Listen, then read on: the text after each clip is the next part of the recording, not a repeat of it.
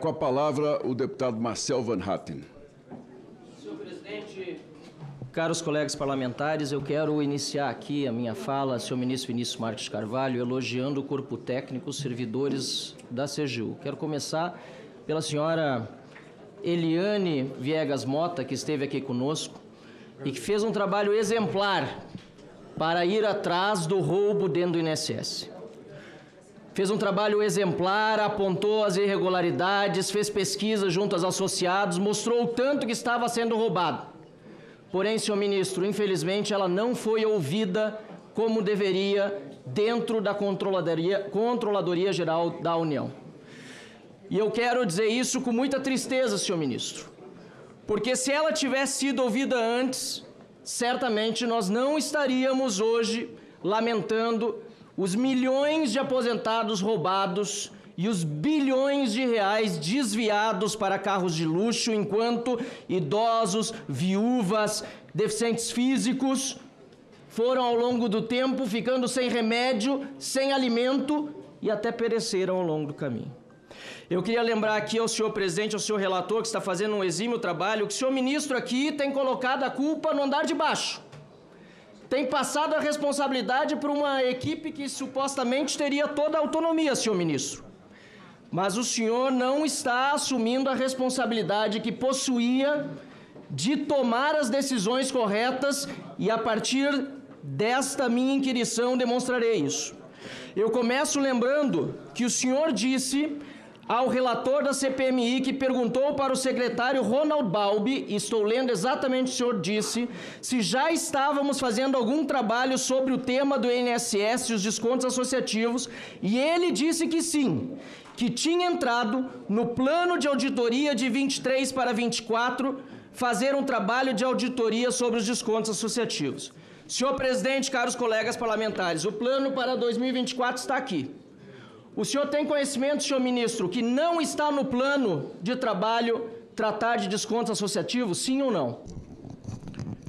O plano de trabalho foi publicado no site, se eu não me engano, no final está de 23, aqui, o senhor tem conhecimento, não está no plano de trabalho. 24, e ele foi incluído no plano de trabalho. Não está no plano de trabalho, o senhor não está no plano de trabalho. Ele foi incluído no plano de trabalho. Senhor presidente, está no relatório de... O ministro falta com a verdade, não está no plano de trabalho o que o ministro diz que ouviu do seu assessor. E é muito confortável para ele, mas agora ele foi peremptório dizendo que estava. Não está. O documento está aqui, não está no plano de trabalho, senhor ministro. E o senhor passa a responsabilidade adiante para o secretário Ronald Balbi? Não, eu perguntei se o senhor sabe que não está, porque não está. Se o senhor disser qualquer outra coisa diferente, é porque o senhor não está faltando com a verdade. O senhor sabe que não está no plano de trabalho?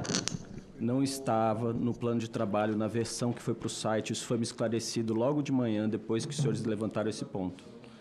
Mas então, entrou no planejamento da CGU para 2023. Então foi adulterado o plano de trabalho. O plano de trabalho é aprovado e precisa ser publicado para todos. Foi adulterado, segundo o ministro, porque depois foi alterado.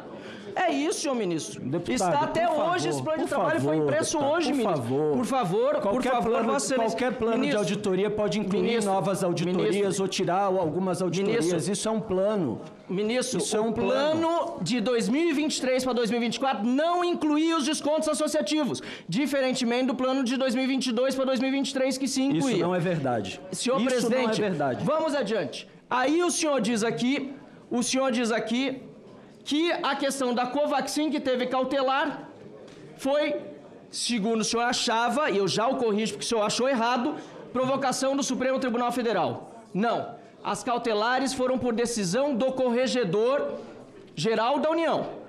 Aí eu pergunto a Vossa Excelência, quando o senhor soube mesmo do que estava acontecendo dentro do INSS?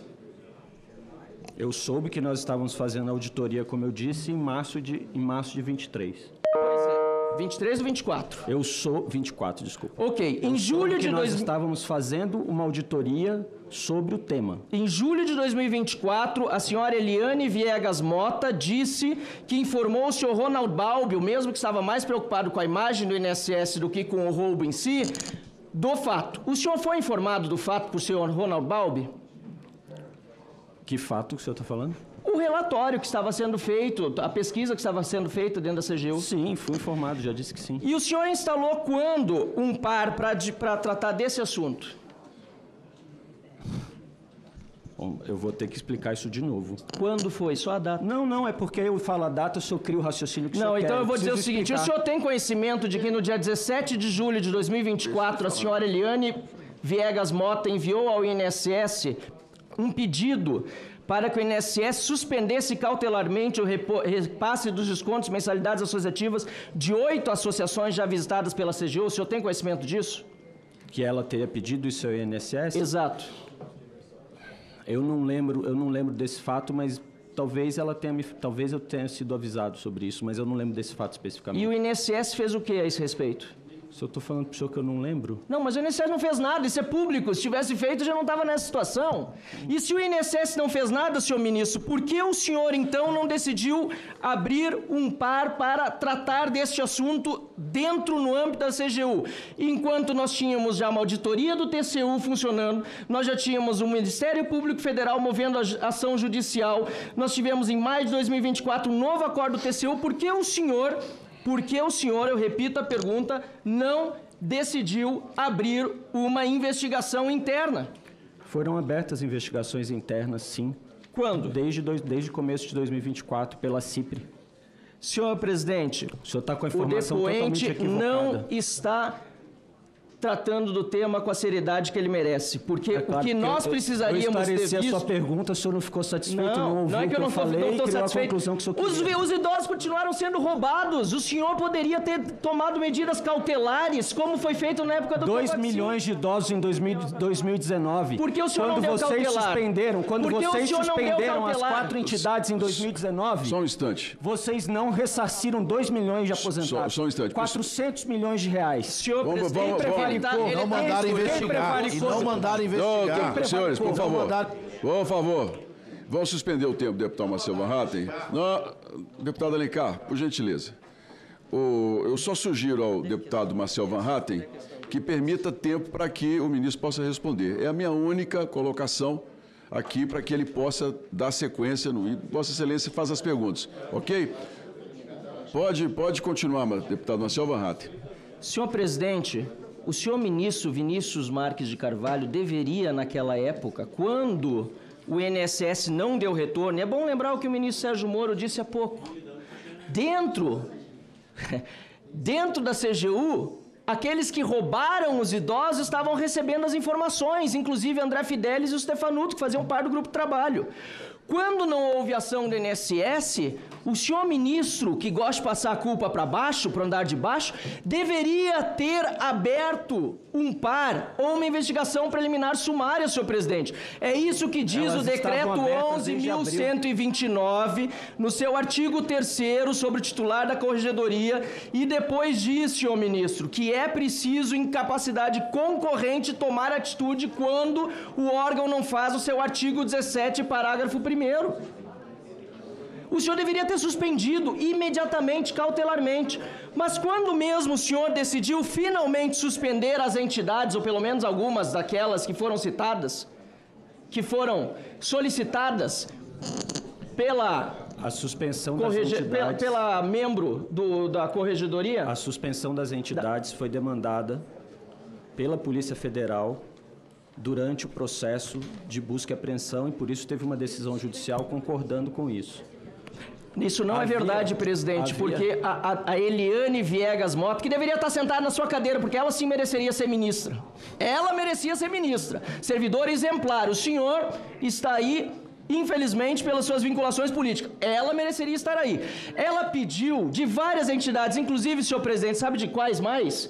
Do Sindinap do irmão do Lula... Tá? E da Conafer, que roubou mais de 800 milhões de reais. E sabe o que o ministro fez depois da operação da Polícia Federal?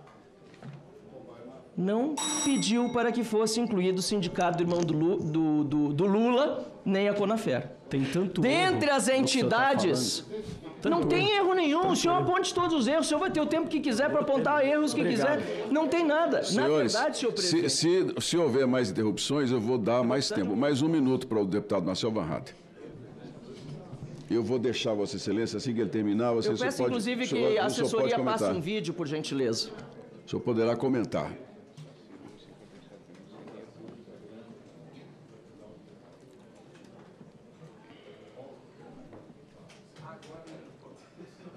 Agora, eu concordo contigo num aspecto. Eu acho que a CGU demorou. Acho que demorou.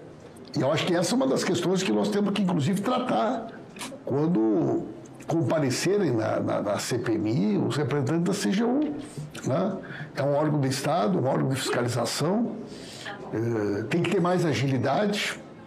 Não é possível que, diante de denúncias tão graves e da quantidade, do volume de denúncias que surgiam sobre esses descontos irregulares, descontos ilegais, e nós mesmos recebíamos essas denúncias, encaminhávamos elas para os órgãos de controle, tenha demorado tanto. Né? Eu achei, senhor presidente, no início dessa reunião, que eu concordaria com o deputado Paulo Pimenta. Mas ele não apenas demorou, o ministro não apenas demorou, prevaricou e muito provavelmente essas investigações ainda demonstrarão acobertou, porque sindicato do irmão do Lula ficou de fora no primeiro momento. Só depois que essa CPI foi instalada que a CGU decidiu tocar o processo contra várias outras entidades que não estavam.